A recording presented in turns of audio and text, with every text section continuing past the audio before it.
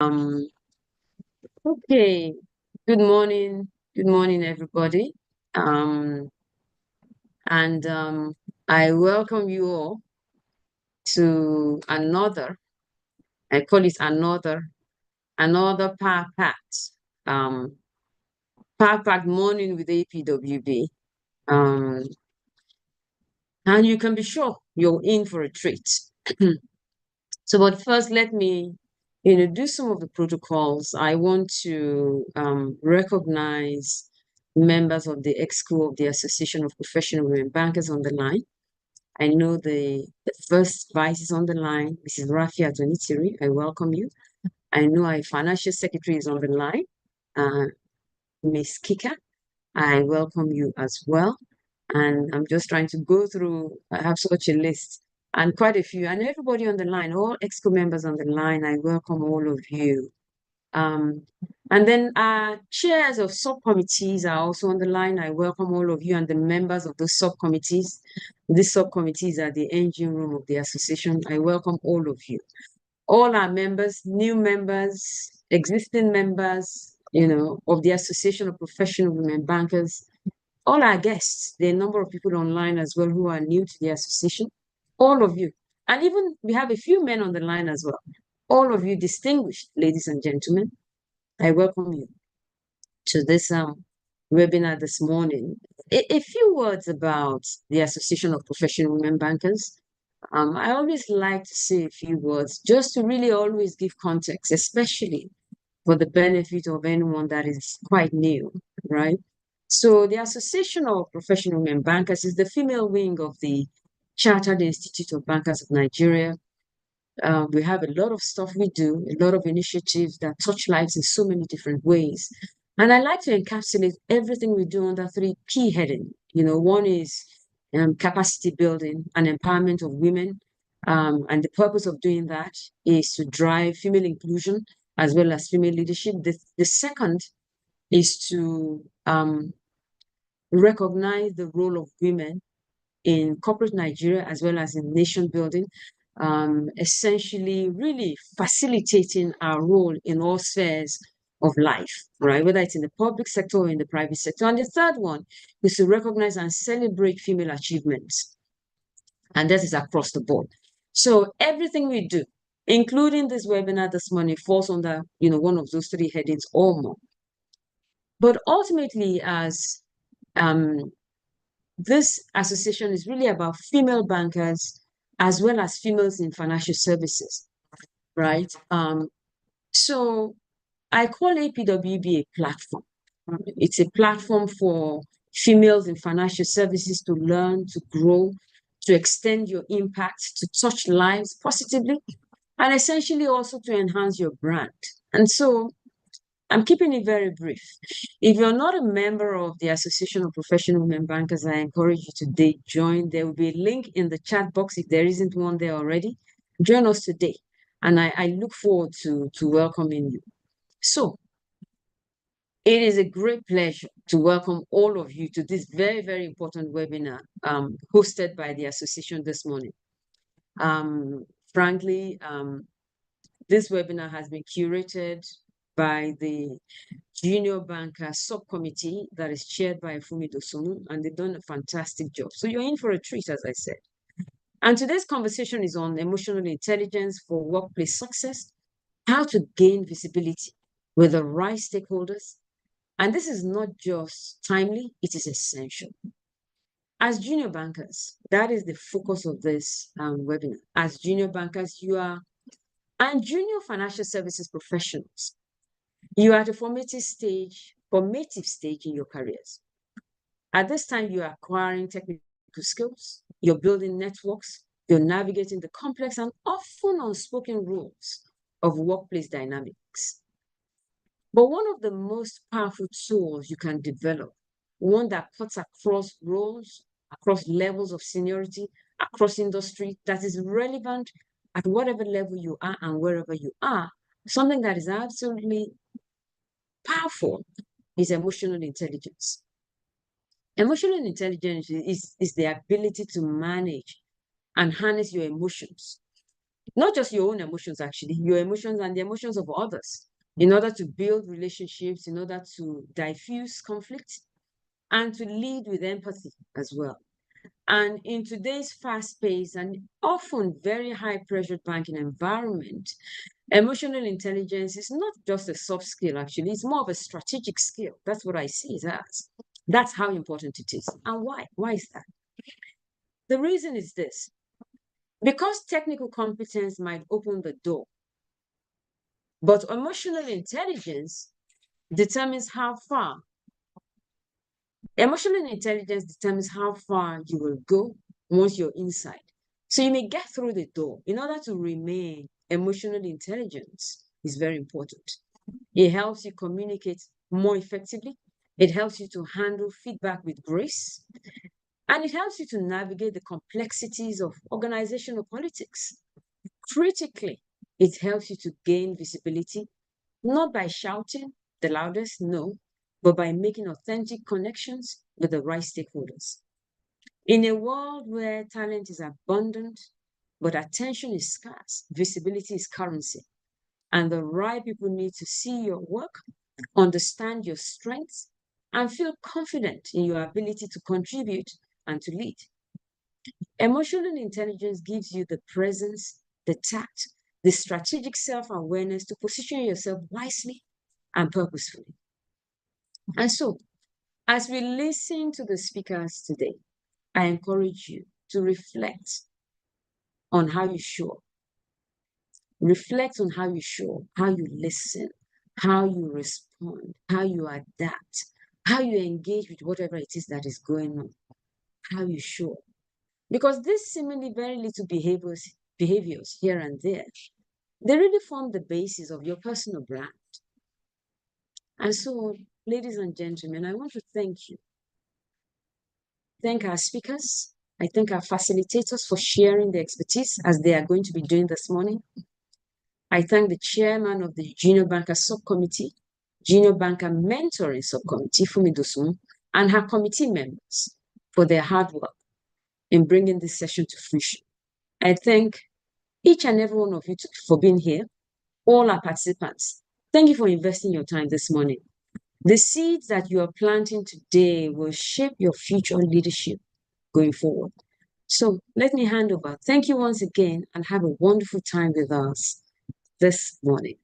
Thank you. Chair, thank you so much. Please let's show our appreciation. Let's show our appreciation in the chat box using our favorite emojis. Thank you so much, Chair. Thank you so much for that speech. And as I said, it never gets old. It never gets old. We call her the symbol of professionalism. Thank you, Chair, for your speech. Thank you. And as she says, emotional intelligence is very important in every aspect of our career, especially in our personal branding. So thank you once again. It's a well-known, so we're going forward to the main item on today's agenda, which is the conversation with our speaker. So just a little preamble. It is well known that emotional intelligence is crucial in today's workplace, extremely important, because it directly impacts how individuals interact, lead, perform in increasingly collaborative and dynamic environments. It's a must-have for your professional growth. So we have put this webinar together for junior bankers seeking to elevate their careers. But one more time, I'm going to take you to the chat room. There's a link for the webinar. So if you know there's someone that needs to be here, your friend, your colleague in your bank, in other bank, the link is in the chat box and I'm going to share it again. Just kindly tell them, share it with them and tell them to join. It's not too late. We're just about to kickstart. So this is the link to the event. Kindly share with your friends, your colleagues, the junior bankers you have around, and let them join us here today. And of course, if you want to join us, I'm sure you're looking for that environment where your growth will be greatly assisted and you connect and network with like minds, you connect with seasoned professionals across the sector. You want to join us. And also on the chat box is our join link, our membership link, which I will share and which one of our colleagues is also sharing. So yes, share today's webinar. Let's get more of our people in here. get your team, get your gang, let them all come learn together with you. And also, if you're not yet a member and want to be a member of APWB, the join link is there on the chat box. I just shared it. You can just click on it and register, and one of the secretariat will definitely get across to you.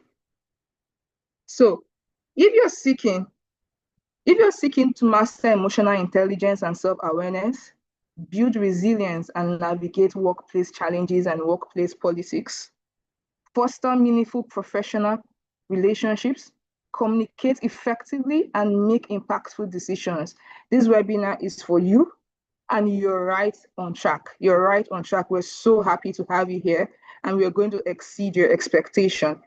So to take this conversation further, we welcome our moderator, Adesua Wakwashoma. So who is Adesua? Adesua is a result-driven and seasoned professional with a proven track record of driving transformative change initiatives and sustainable management practices with a strong passion for project management and business analysis. She leverages her diverse experience to deliver high impact results. Adesua's dedication to making a positive impact extends beyond her professional responsibilities. She's an active member of the Project Management Institute, demonstrating her passion for knowledge sharing and community engagement. Overall, Adesua is a highly accomplished professional who combines her expertise in project management, change management, business analysis, and leadership to drive exceptional outputs and make a lasting impact. So, of course, with our favorite emojis and with a round of virtual applause as usual, let us welcome Adesua Wabasoma. Adesua, over to you. Thank you. Thank you so much, Victory, for such a great welcome. So, good morning, everyone, standing, or should I say sitting, on all the existing protocol. And welcome to what promises to be a game-changing conversation.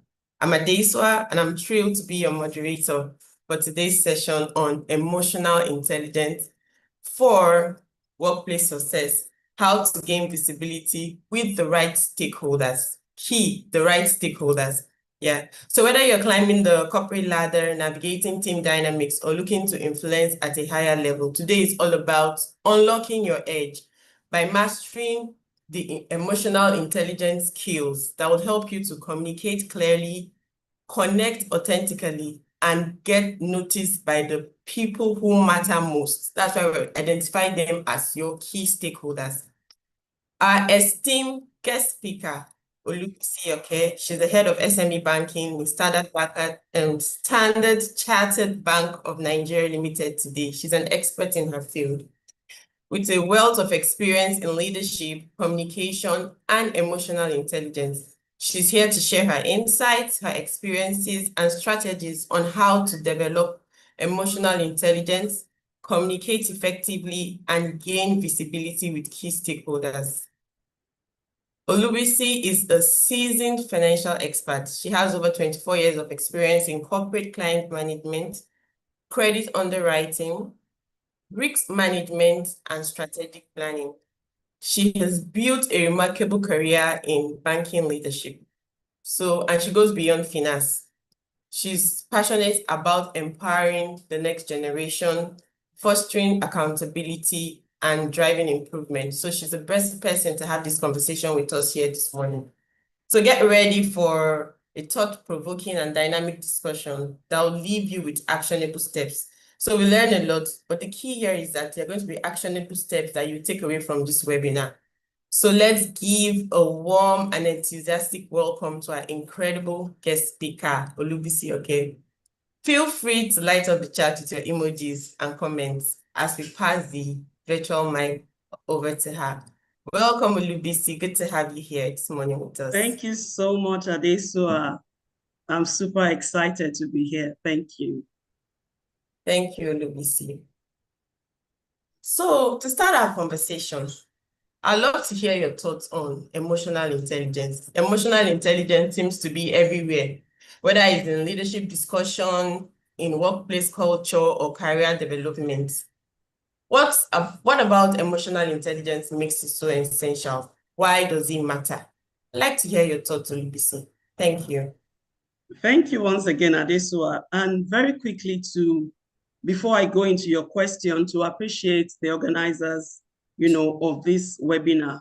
I must say that if I was opportuned when I started banking to have been privileged to attend this sort of webinar, I would have handled some things in my career journey differently, right? So to those who are opportuned to be here, count yourself very lucky. It's a great privilege. So to the organizers, kudos to you. So to your question, why emotional intelligence, right? What is emotional intelligence? Have you ever thought of being unheard, unseen, unrecognized? Has it ever crossed your mind? So emotional intelligence is very, very essential in today's workplace, and it's essential for success. It is the ability to perceive, to understand, and to manage one's own emotions, as well as the emotions of others. It involves being aware of your emotions. So it starts from you. And it further helps you improve on how you communicate effectively and you build strong relationships. So why does it matter? To my mind, success in the workplace has to do with 80% of emotional intelligence and 20% of technical skills.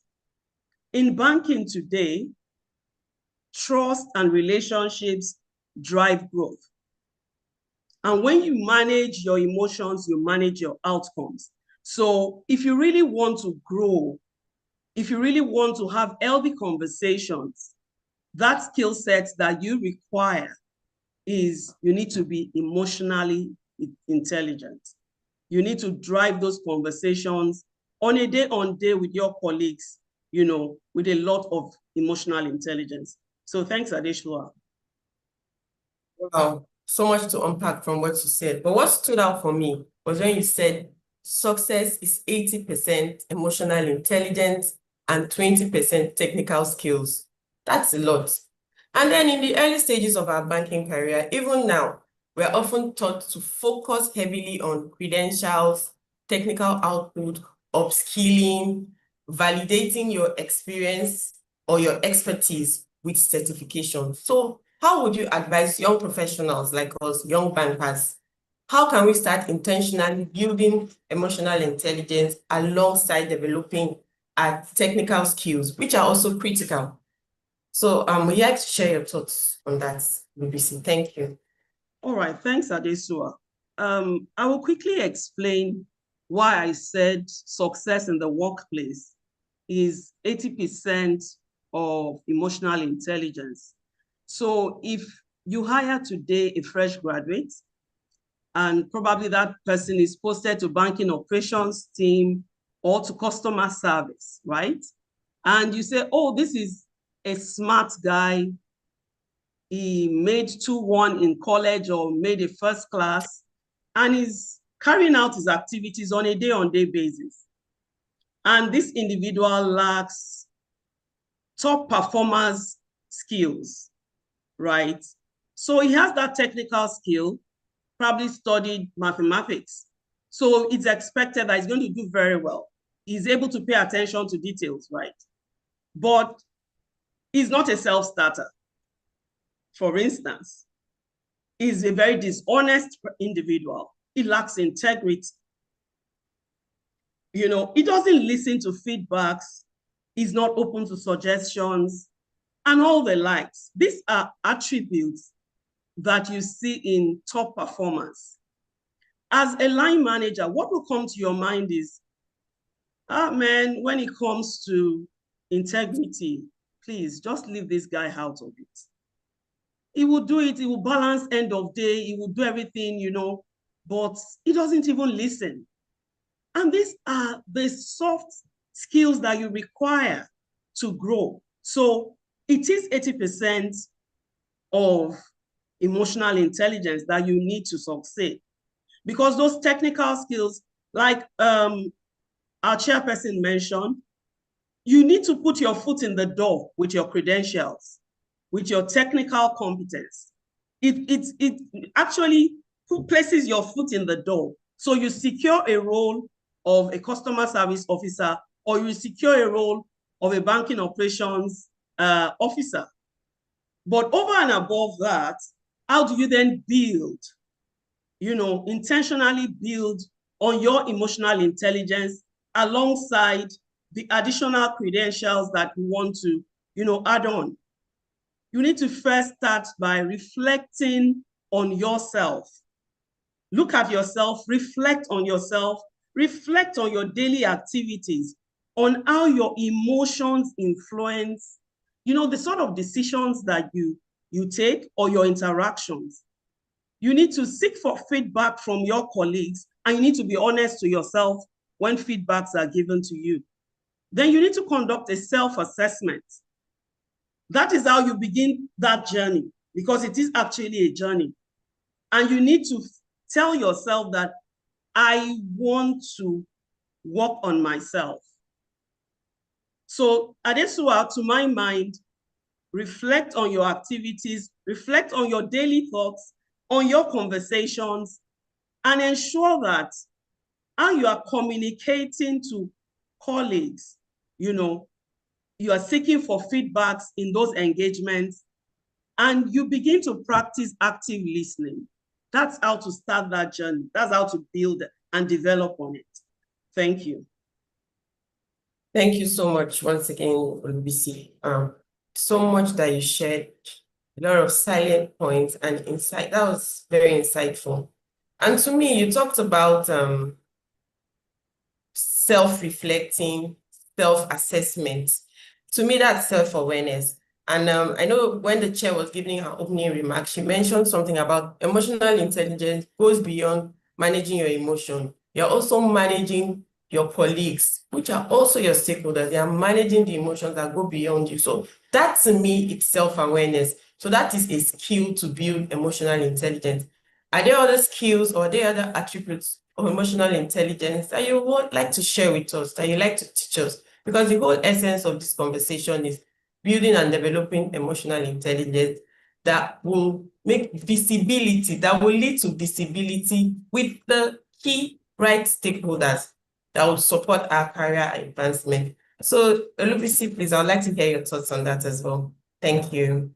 All right, thank you, Adesua. So, yes, there are other attributes. You can even call it pillars, pillars of emotional intelligence.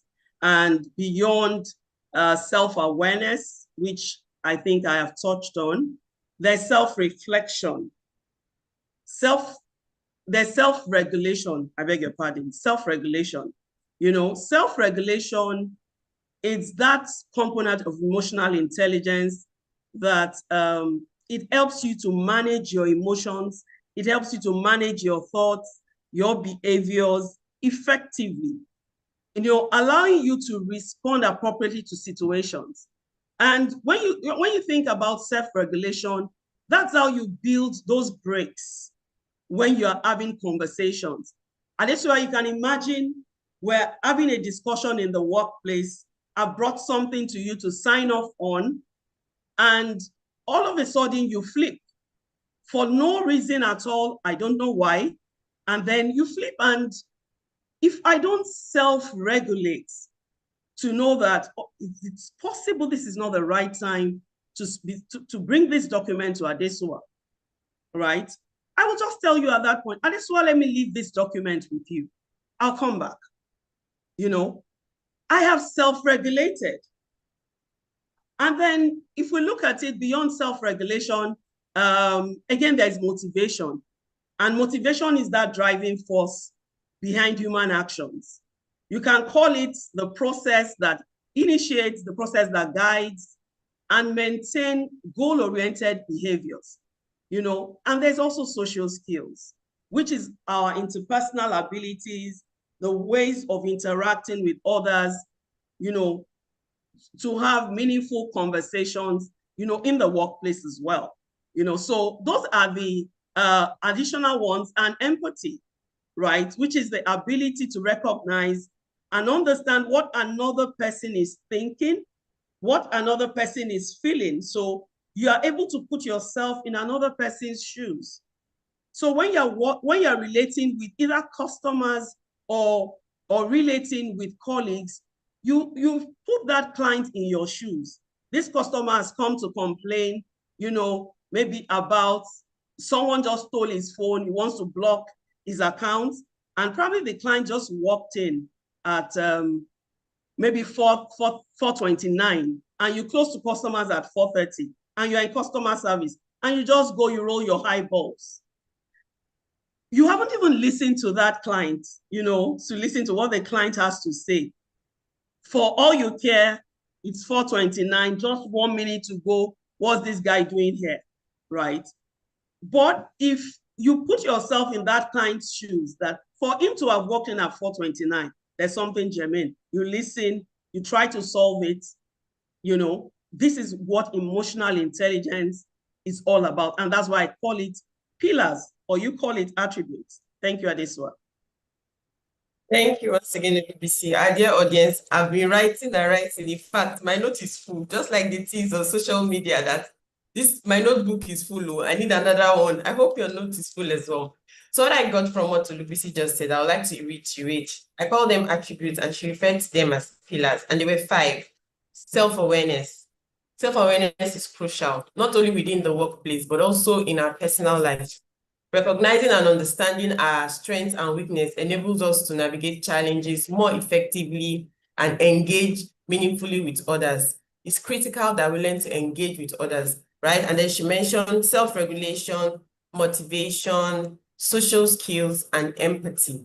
So everything about self-awareness, everything about emotional intelligence, aside from the part where you're self-regulating and trying to be self-aware, also deals with our interaction with others. So thank you once again so much, Olubisi. So I'd like to take the conversation further.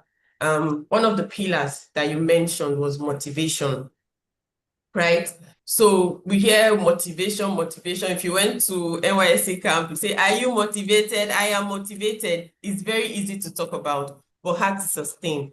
So what are some ways that you can stay driven? And we're a lot more bankers, so I'll talk about the banking space. Even when your work is not immediately recognized, how can you stay motivated? Thank you, Olubisi. Please share your thoughts on that. Thank you. And very true, right? How do you stay driven and stay motivated, right? So for me, the first thing I would tell myself is that motivation isn't something you find,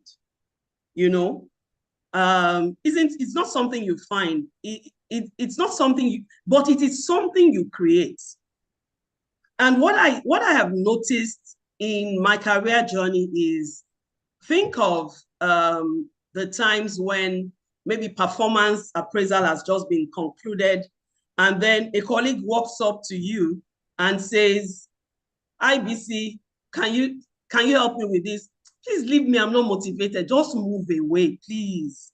And then in your mind, you're like, oh, is it because of the appraisal? Oh, see, forget it. Oh, these things happen every year. I don't care.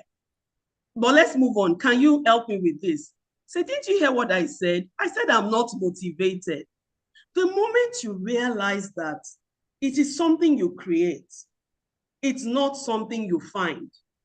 That appraisal during that period, it's already concluded and dusted. You can't change it.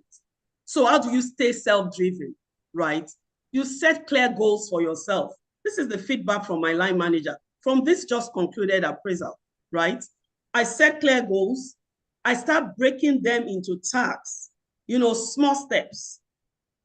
And then I begin to track what I am doing.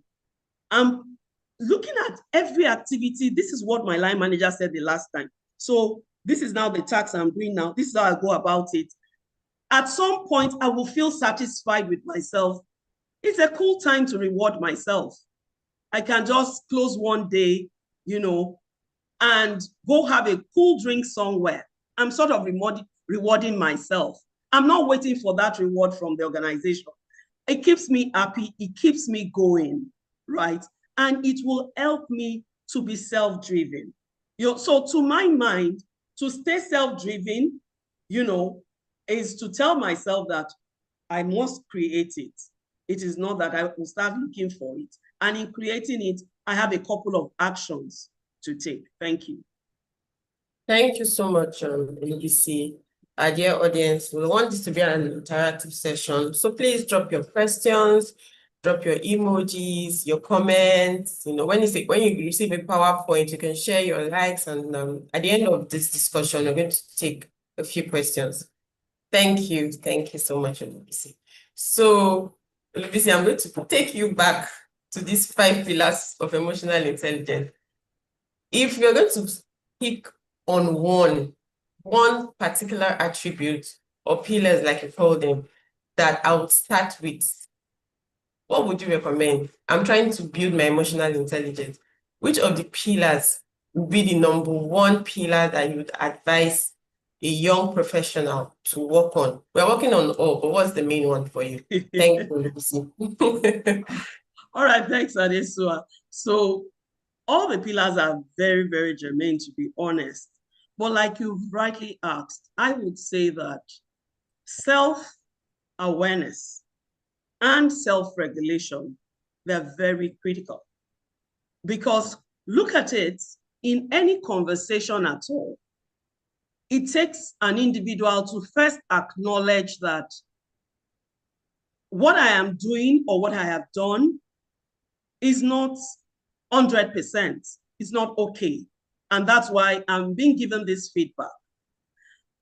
There's a challenge when you are being given feedback, either from a stakeholder or from your line manager, and you don't seem to recognize or accept that feedback. You are already telling yourself that, don't mind my line manager, or you can't satisfy my line manager, or don't mind that stakeholder. That's what she says all the time, or that's how he talks all the time. Self-awareness is important because you need to take that feedback either from your line manager or from your other stakeholders, have a silent moment. What are they telling me? What did I do? What should I be doing? Is the feedback they're giving me the way to go? The moment I recognize that there's something wrong in my approach and it's being pointed to me, and I take that self-reflection and I begin to think through my activities on a daily basis, it helps. So self-awareness. Now my ability to regulate the conversations that I'm having, to even regulate my emotions, I know when to stop. I know when to discontinue with any conversation at all. It will always create healthy relationships, with colleagues, and it will help my overall outcomes and output. So Adesua, for me, self-awareness, self-regulation. Thank you. A lot to do with self. Yes. Thank you, LBC. We're learning that now. So, the essence of, we're talking about, managing your emotional intelligence for visibility with the right stakeholders. Visibility. What then is the difference between visibility and loudness, or oversabi, as we like to call it? Busybody. Sometimes say, oh, this person, you see some people making efforts to be visible in the workplace, especially as a young banker, a junior professional. You want to be noticed by the right stakeholders. You want your contribution, your valuable contribution, to be recognized, to be acknowledged, and in the long run, to be rewarded. How can you stay visible without coming across as loud, without coming across as being a busybody, or just being everywhere all the time? Thank you, BC. Thank you. I think even our chairperson touched on it, right? Visibility actually is not loudness, right? People misconstrue visibility to mean loudness. Just keep shouting, just keep talking, you know, let your voice be heard every time. That is how you create visibility. But it's gone beyond that. Visibility, to my mind, is credibility added to presence and add advocacy to it. That is what I will call visibility. And it's about being known for value, not noise.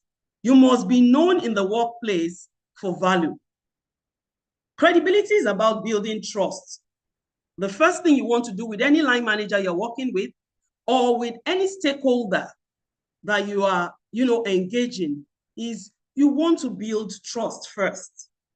You also want to deliver quality work consistently.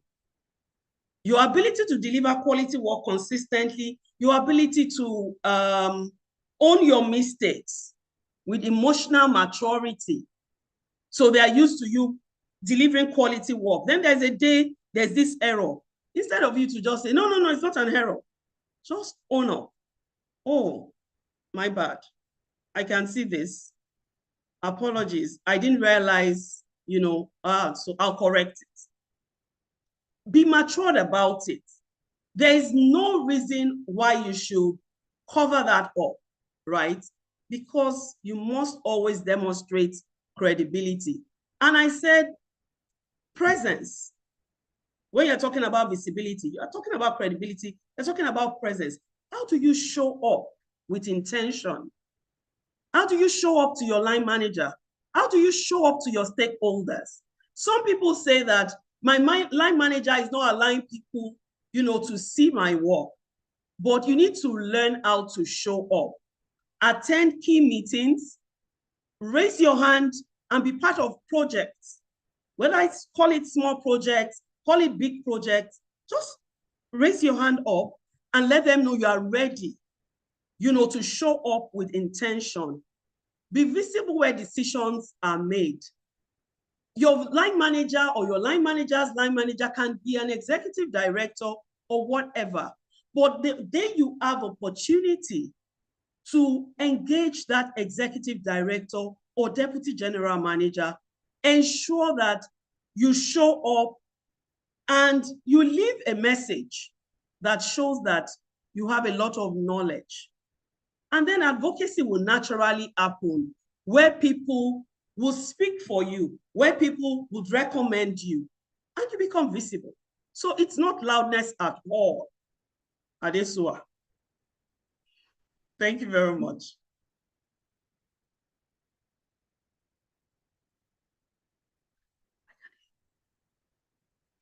Adesua, I can't hear you, Adesua. Oh, sorry, I muted when I wanted to take some water. Okay, thank you so much, Olubisi. Thank you for your valuable insights. So first off, I was addressing the audience. I was encouraging them to drop their questions. I know we have a lot of young bankers, so we'll definitely have some Gen Z. Gen Z, your shade is there. We're going to take your question. So on visibility without being loud, you talked about credibility, presence, showing up with intention, and be visible when decisions are made. And then you talked about valuable contribution. So it's not just being about contributing, but you need to contribute, you need to make valuable contribution. So visibility in the workplace isn't about being the loudest in the room, but it's about making meaningful and valuable contribution. So, how would you think that professionals can engage authentically with stakeholders without it seeming as if it's self-promotional? They are contributing to the bottom line of your organization. You're making a valuable contribution without it seeming as if this one is looking for validation, or this one is just doing this because he or she wants to be promoted. So how would you engage authentically with stakeholders? Thank you, Olubisi. All right, thanks. Your thoughts on that. Yeah, thanks, Adesua. So to my mind, anything that involves stakeholders, right? stakeholder engagement, there is always you recognizing who is the stakeholder, right? How do you communicate with this stakeholder, right? Do I need to consult? Do I need to schedule a formal meeting, in engaging this stakeholder? Or is it a stakeholder that the doors are always open? You just walk in and then they begin to listen to you and all that. So that it doesn't look like, she's always coming. Oh, who's that? Is busy again. Don't mind her. She's just, I don't know. They will promote her anyways. Leave her alone. You need to first say, what is the goal? What is the essence of this particular task before us, right?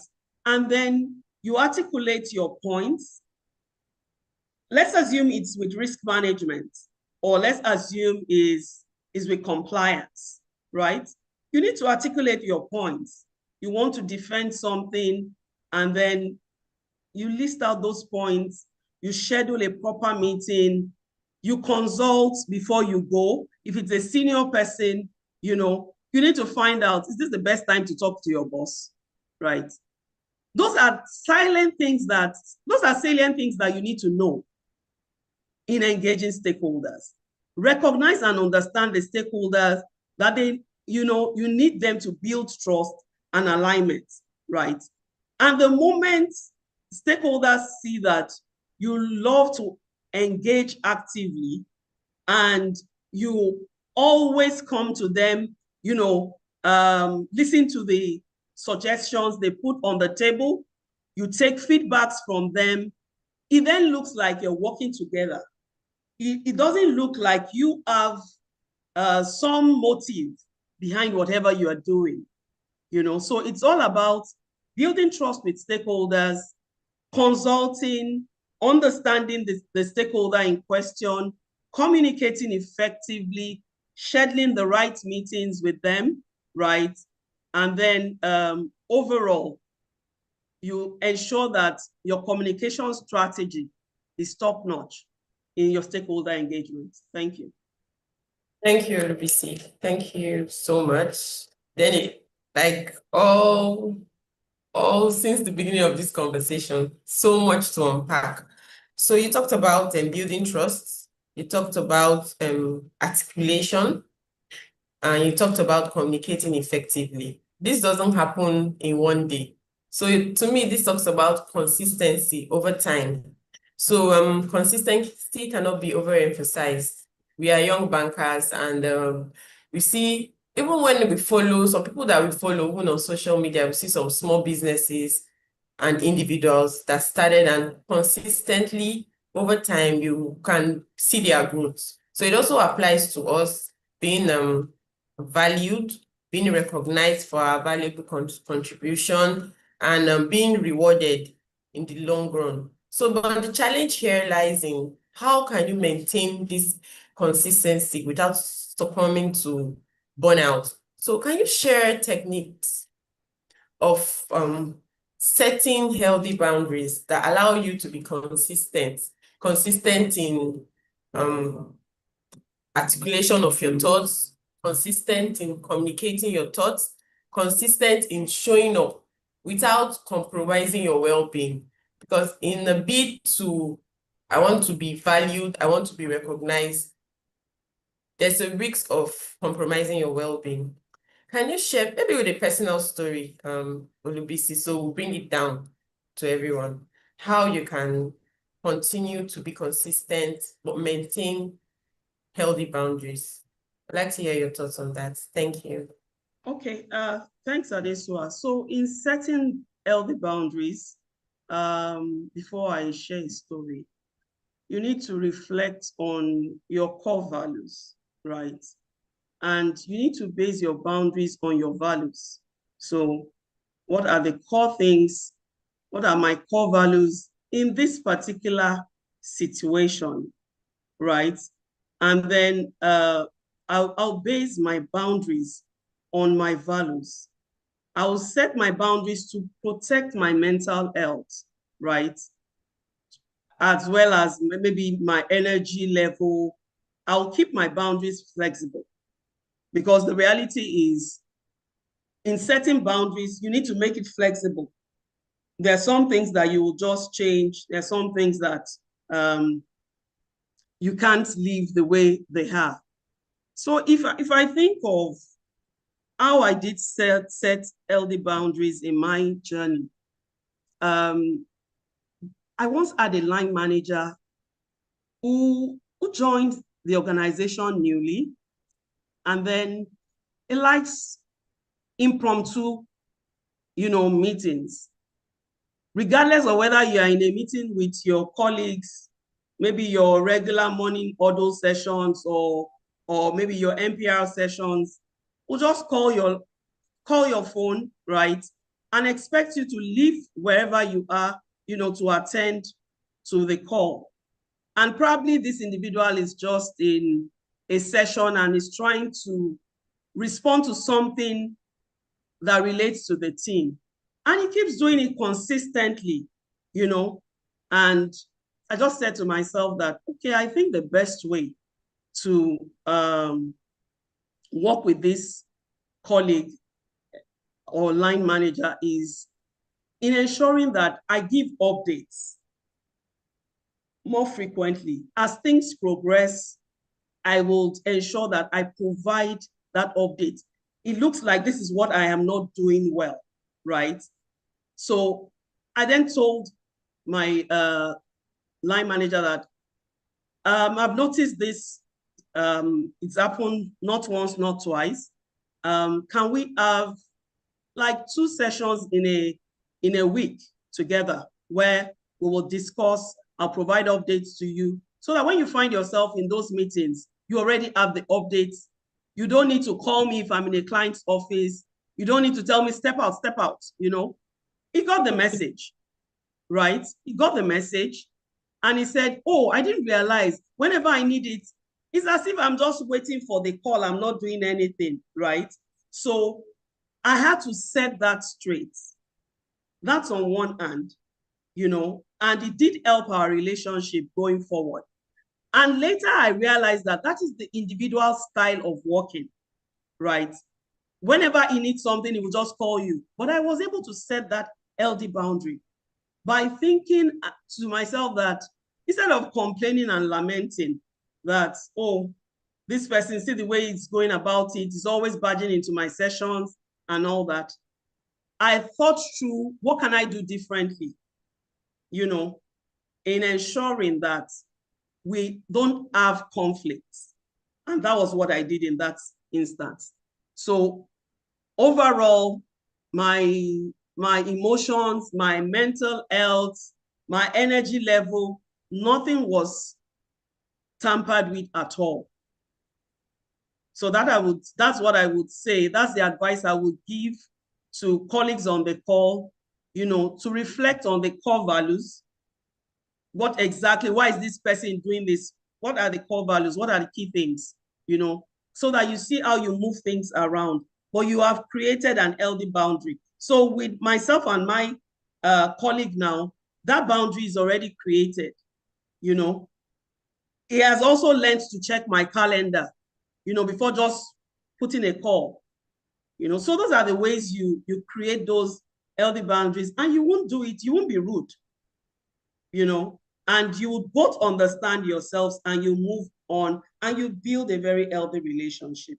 Thank you. Thank you, Olubisi. Thank you for sharing your thoughts on, I think it's something that we deal with a lot, trying to set healthy boundaries. But you heard Olubisi, she said, don't be rude. Don't go to the office and say, stop setting meetings. Anyhow, we learned on APWB that we should. So it starts from first communicating, when you know what he expects and why he calls you into unscheduled sessions. And then when you communicate ahead, you update your line manager with the relevant information. You're creating boundary in that regard. So you can set boundaries in different areas with different regard, but you should do it respectfully.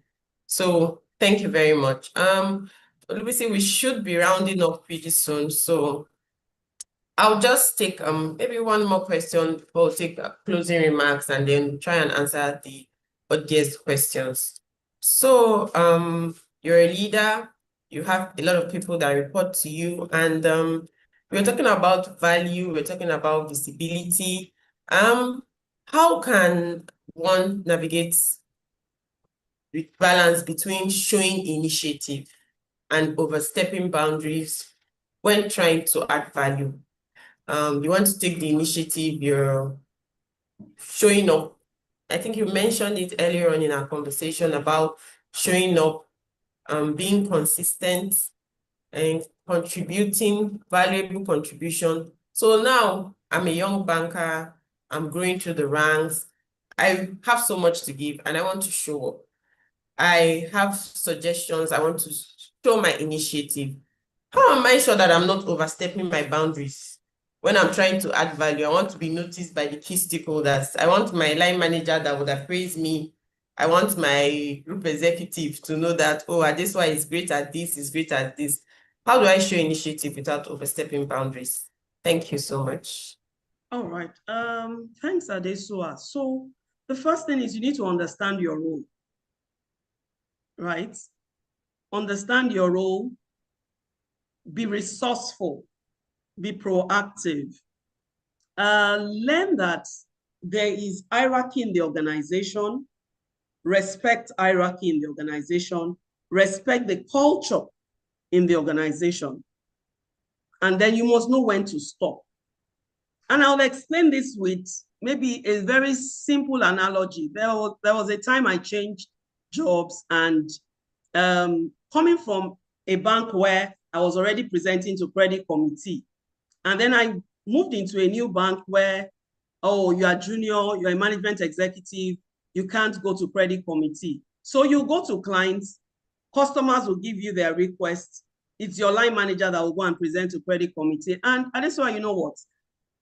My line manager took this request first time, second time, committee declined it. It dawned on me that by the third time, the committee is likely going to say that, don't represent this request again if you guys can't do proper due diligence.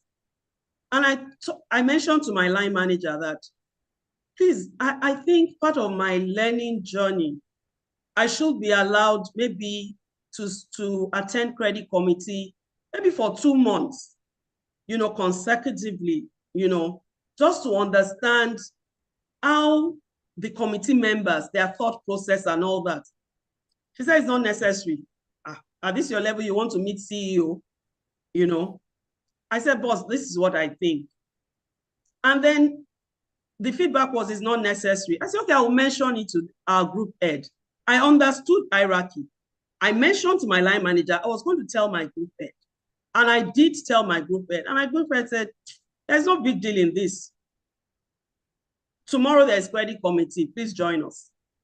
And when I did attend that credit committee, they did introduce me to the CEO, and he said, young lady, be sure at the end of this session, I'm going to ask you questions.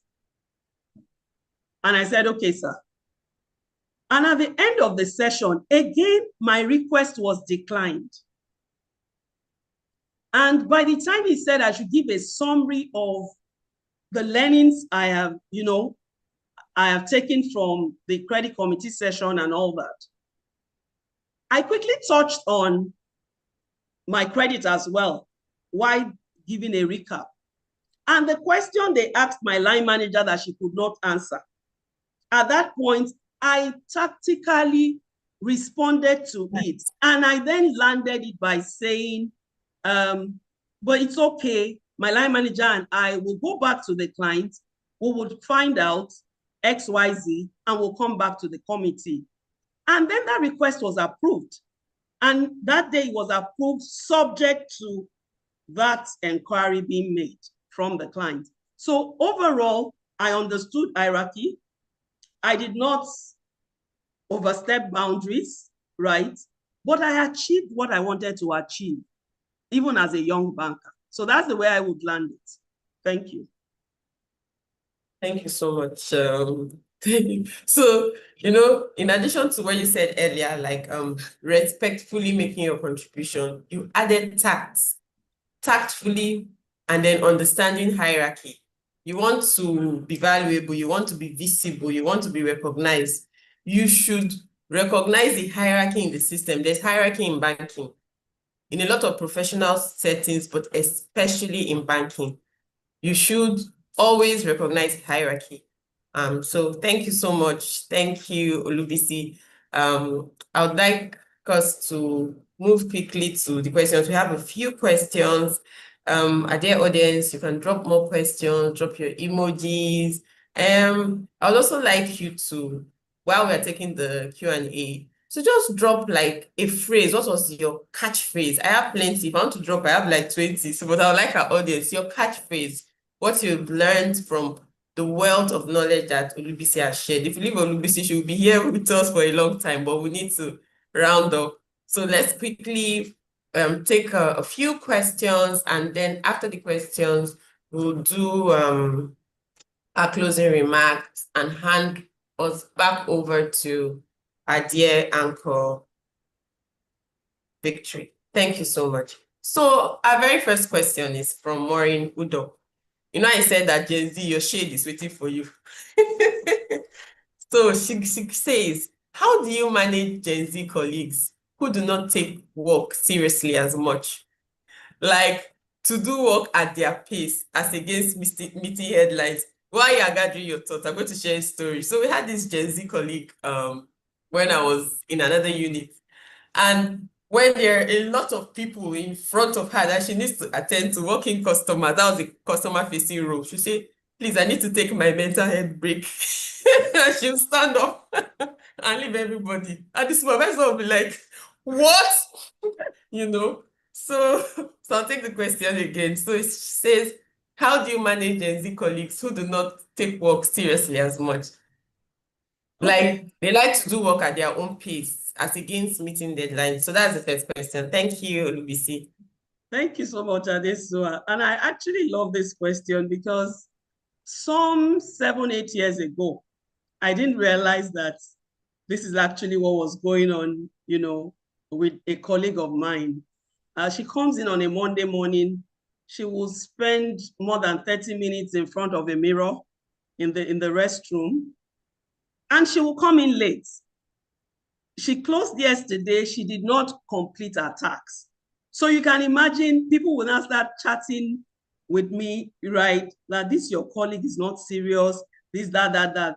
So what I did with that individual and what I do with Gen Zs generally is I would explain what they're required to do. I would also explain the essence of what they're doing, their role to them.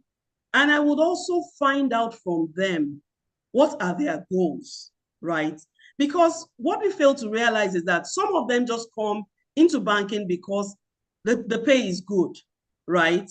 And they really don't like this 9-to-5 work, but they just find themselves in banking. So line manager accept me as I am. So for me, I would define your tasks to you, and I will let you know that I'm going to be tracking you.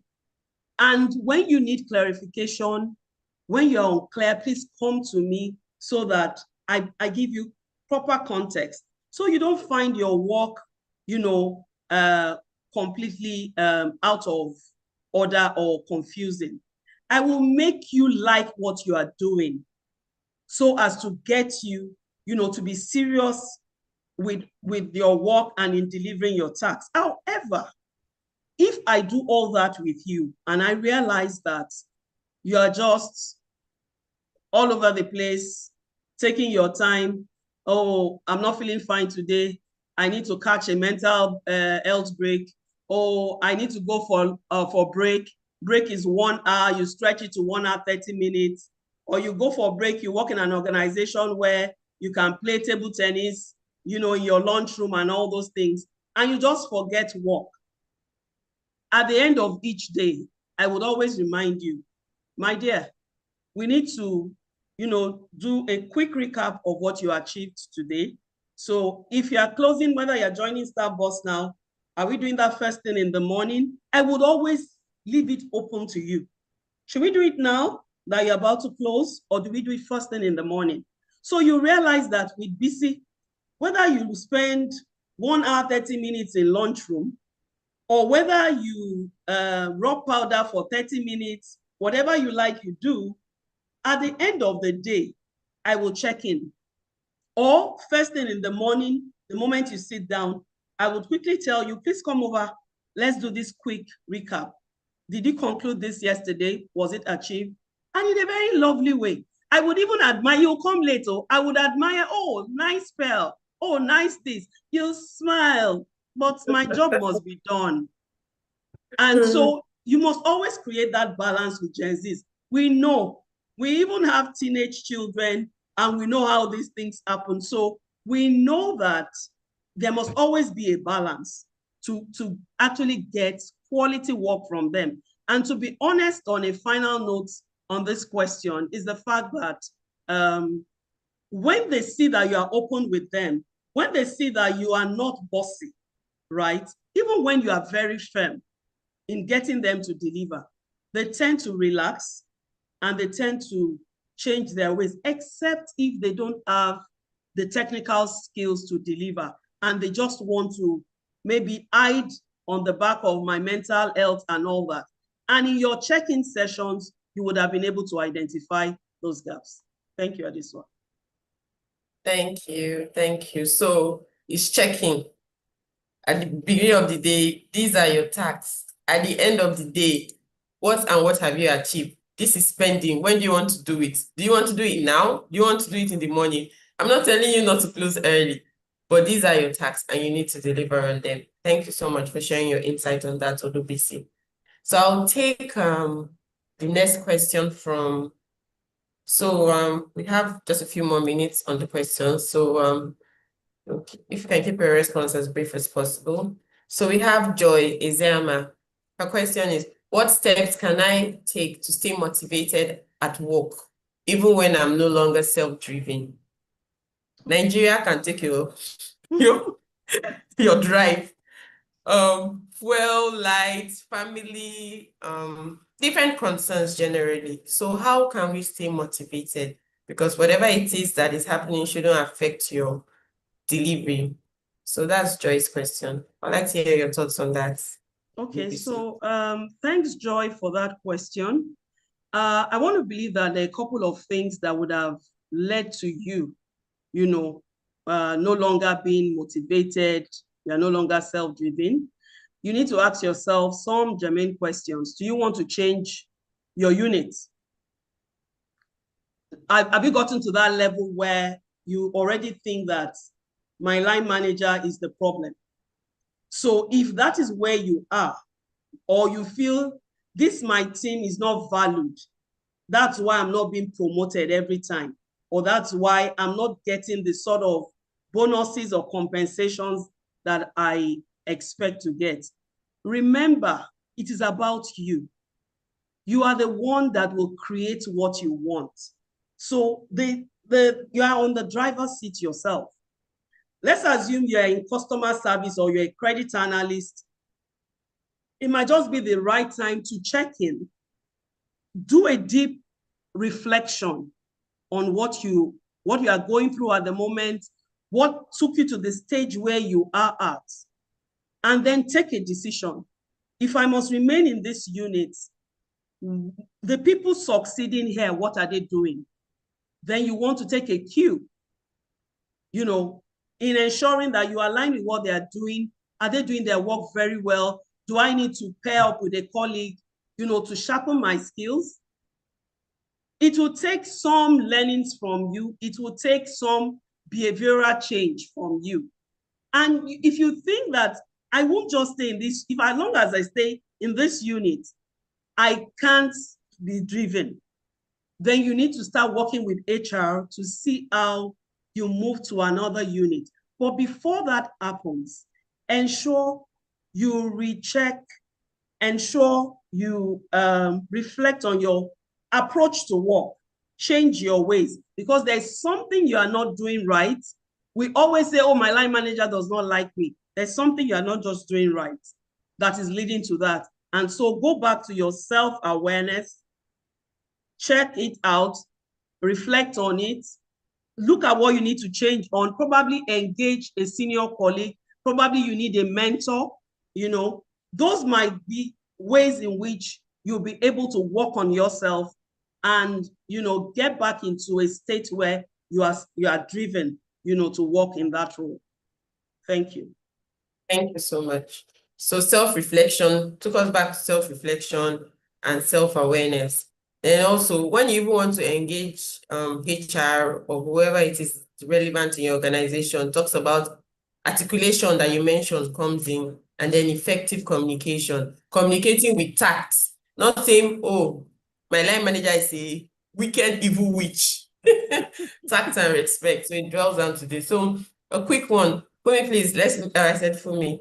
Olubisi, we need to keep it. I know you have so much to unpack, but so much to say, so little time. So there's a question from Kabirat. I would like, because this is different from what we'll be speaking about. How do you regulate your emotions when dealing with a leader who is emotionally abusive? Yes. Okay, so when you're dealing with a leader that is emotionally abusive, right? And I think you will need, one, to have a mentor, and you need to work with HR, because this is now, you can't change that individual's approach. You need HR to help you out. That leader also needs to go through a journey, you know, so that that leader needs to change. If you keep quiet, if you don't engage HR, you might run into troubled waters with that abusive leader. And the abuse itself, you know, I really can't figure out what it is, whether it's sexual, whether it's whatever you call it, right? Emotional, you know, sometimes undermining your work or just being insultive and all that. So that can be emotionally abusive. So if it's emotional, right, you also want to have an honest conversation with that leader. If the leader proves very difficult in not, you know, communicating to you effectively on why he or she, you know, is given such attitude, then you will need HR.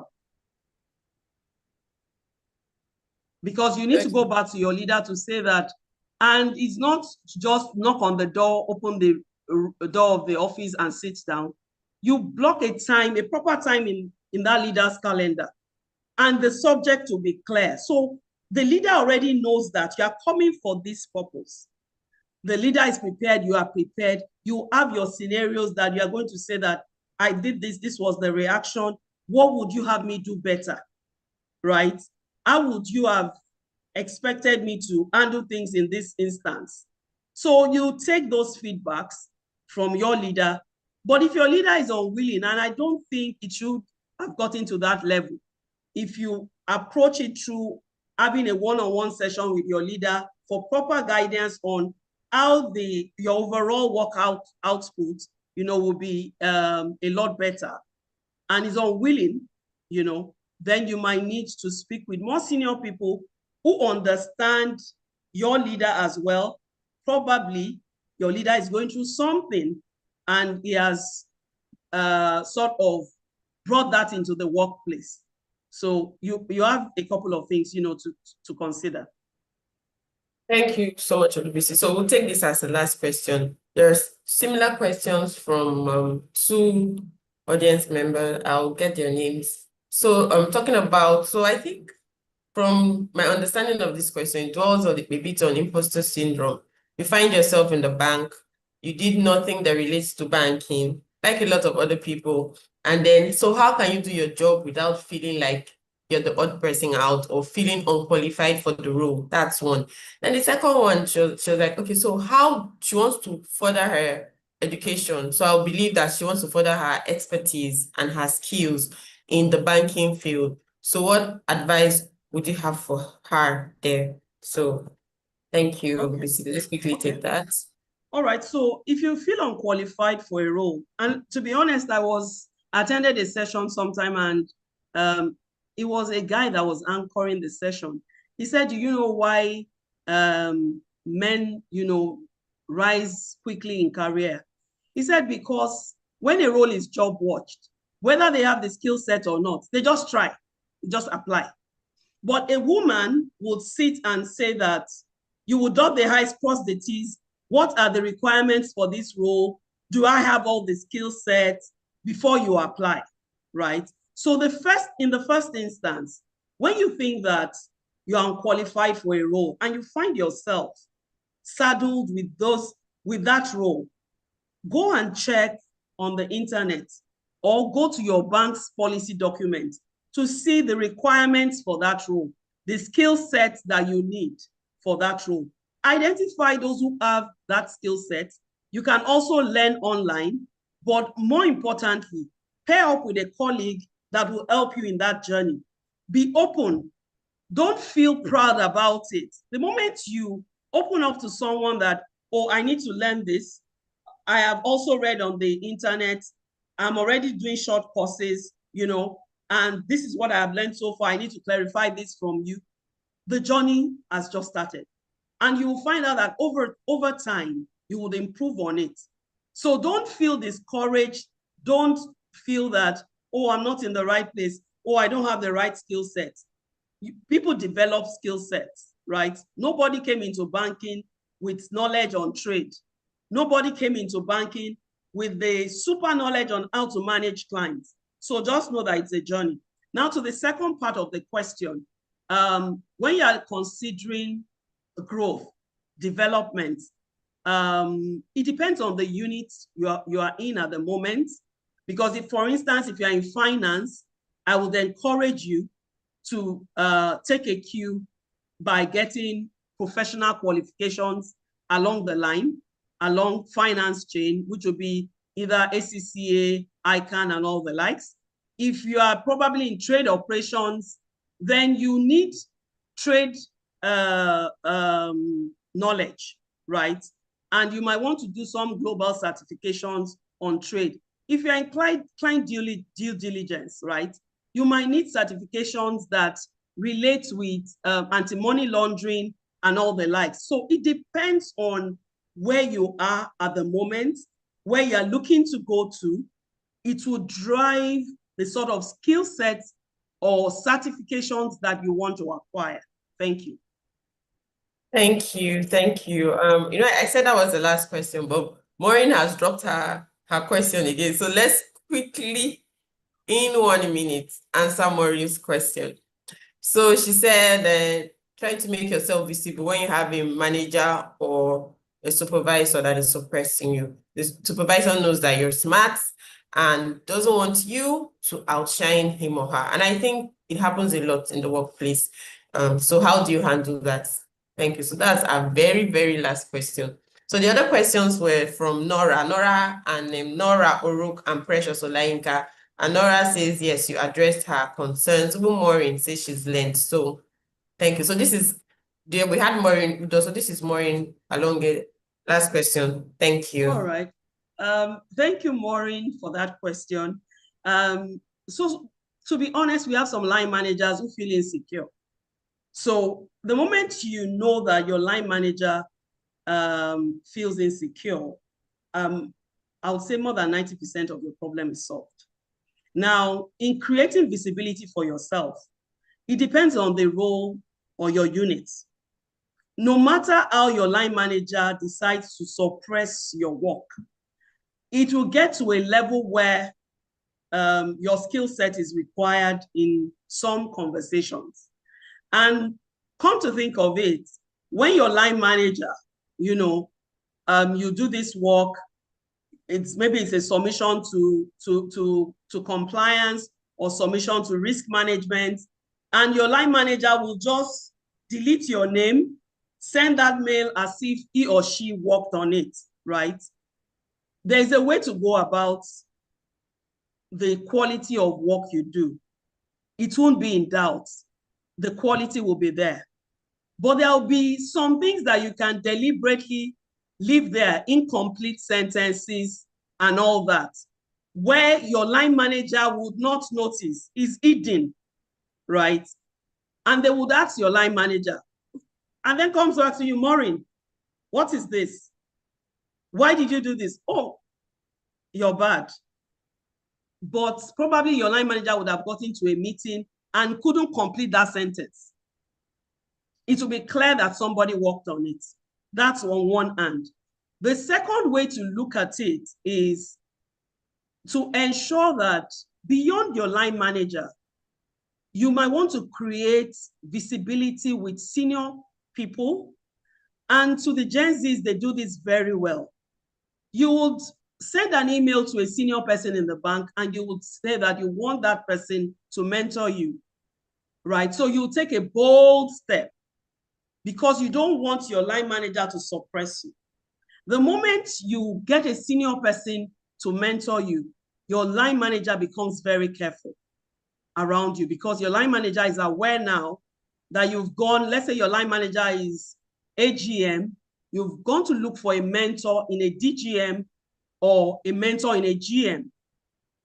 It's going to be a lot of work for you, but it begins to translate into your line manager getting into a meeting, and maybe during those sessions, they're requesting for more people in our team to join the conversation. Or you always come alone, bring your team members, because you are already being mentored by someone already has realized the gap in your team.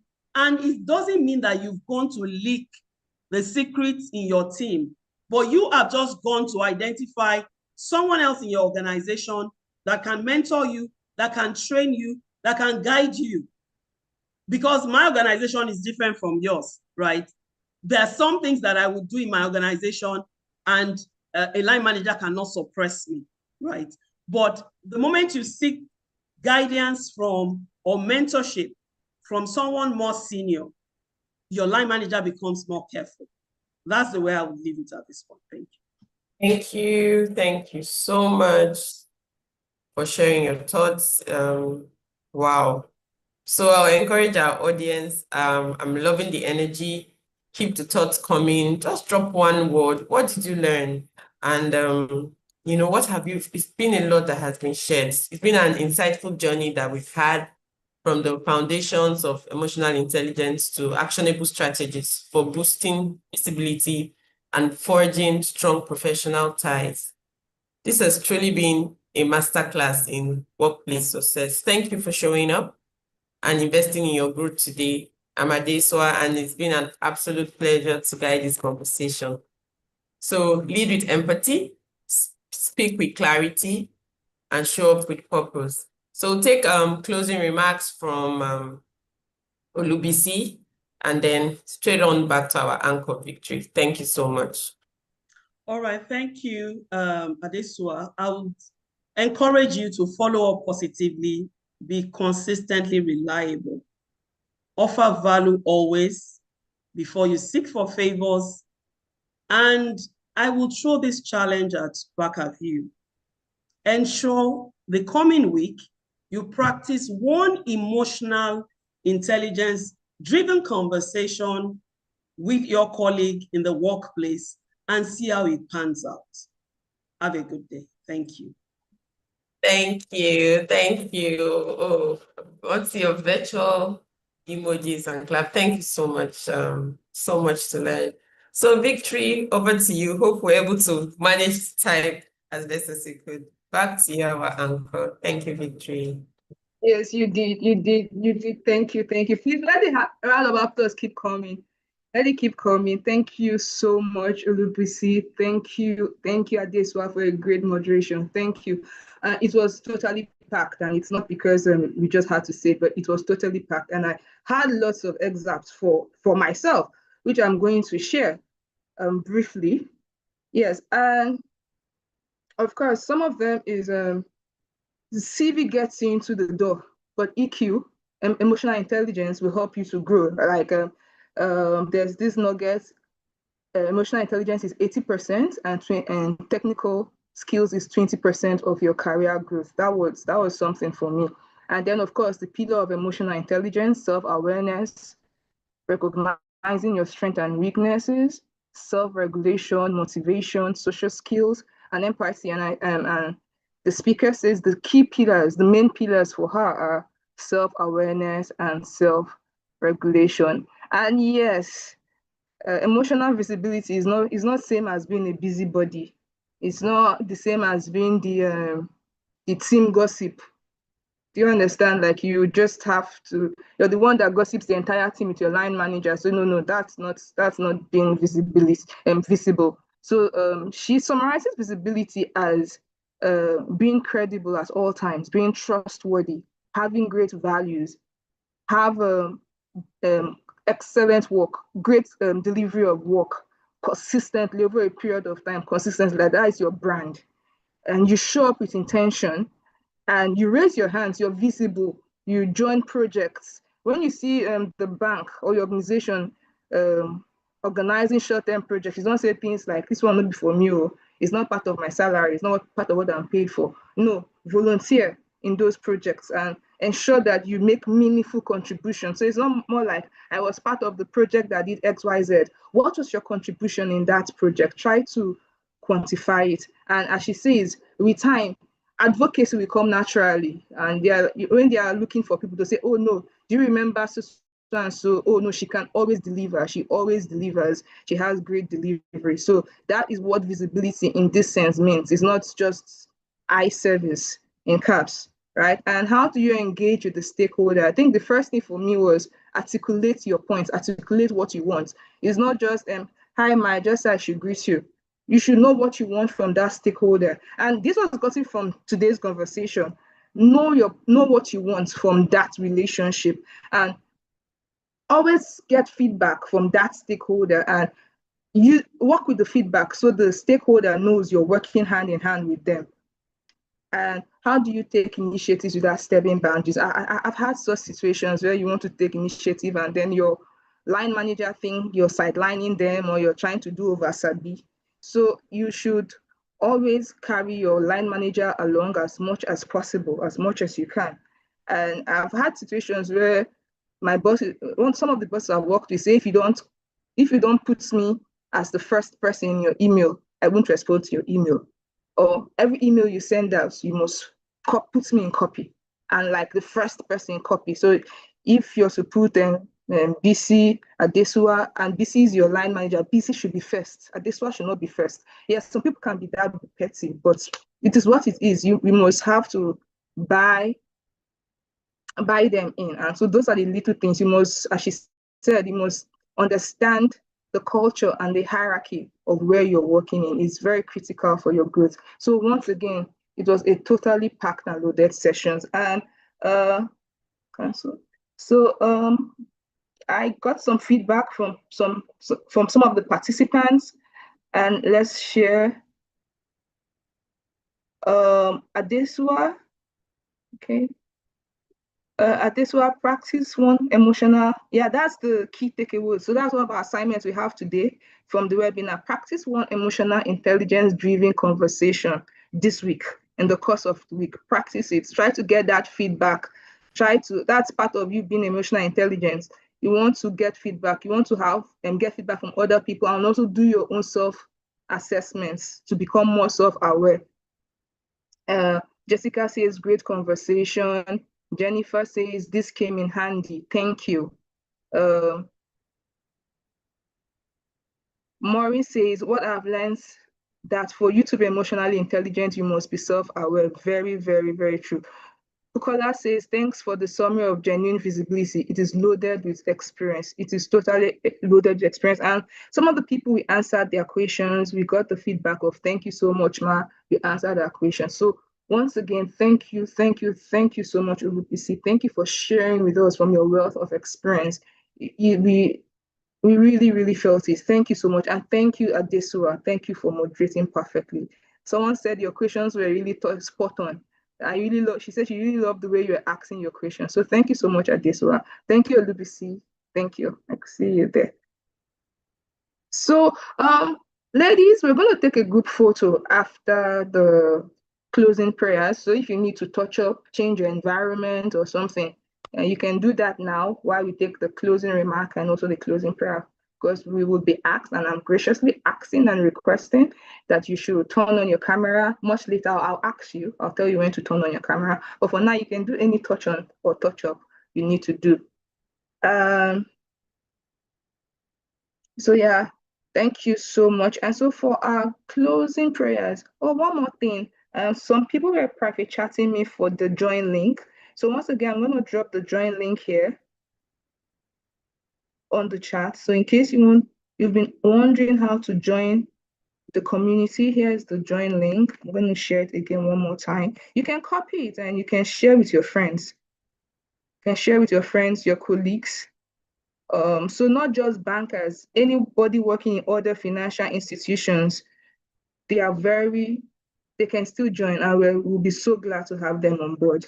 So for our closing remarks, let us welcome Fumi Dosumi, the chairman, Junior Bankers Subcommittee.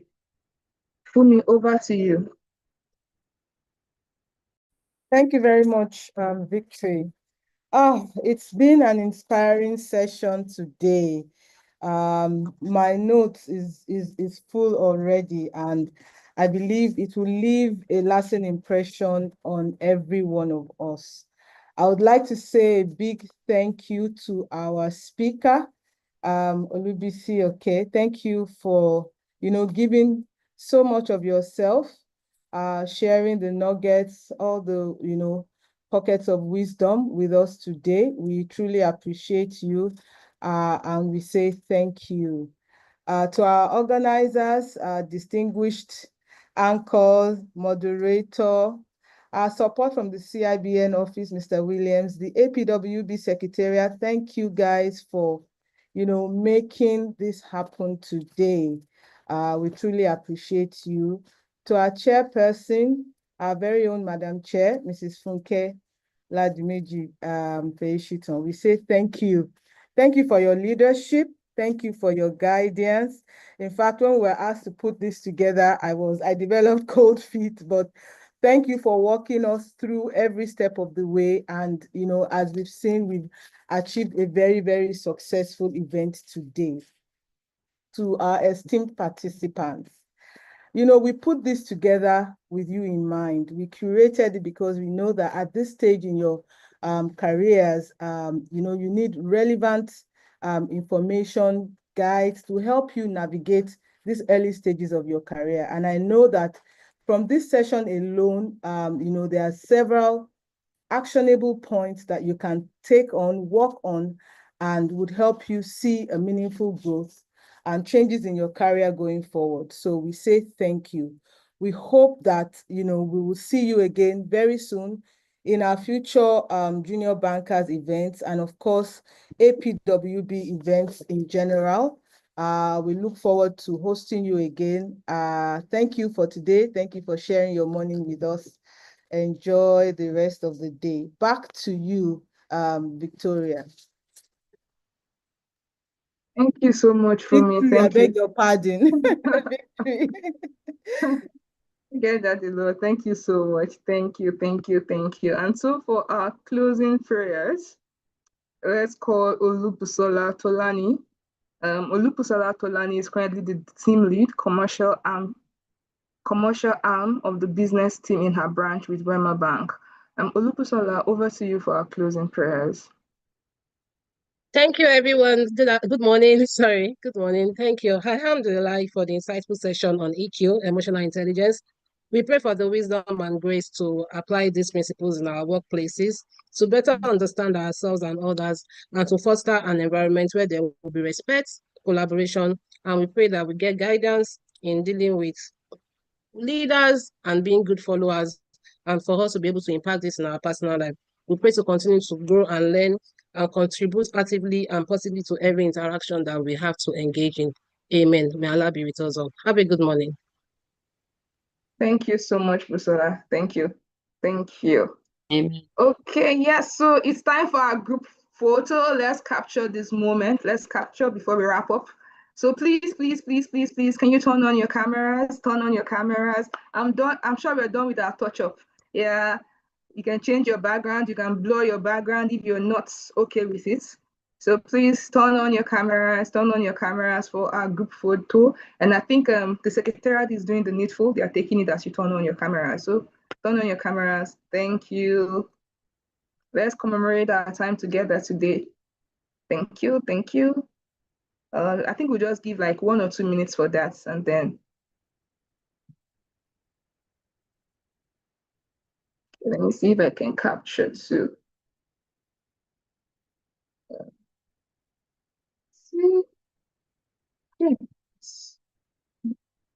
Okay, just 1 more minute, please. Just 1 more minute. Just 1 more minute. Thank you, thank you, thank you. 1 more minute, and we will soon be done. Thank you, thank you, thank you, thank you. Thank you, thank you, thank you, thank you, thank you, thank you. I think we should be done with that. So once again, on behalf of the Junior Bankers Subcommittee, we thank you for joining us for today's webinar. And I believe it has been a totally enlightening and totally educating for each and every one of us. And I'm so happy that we had the time to answer as much questions as we got on the Q&A Q&A chat box. So thank you once more, Olubusi. Thank you, Adesua. Thank you, Busola. And thank you for everybody that made this webinar a success. And thank you for your time. Thank you for actually spending a great bit of your Saturday with us. Thank you so much. Thank you, Chair, too. Thank you. Thank you. Thank you, Ma. Bye. Very much. Bye. Bye-bye. Bye. Bye. Bye, everyone.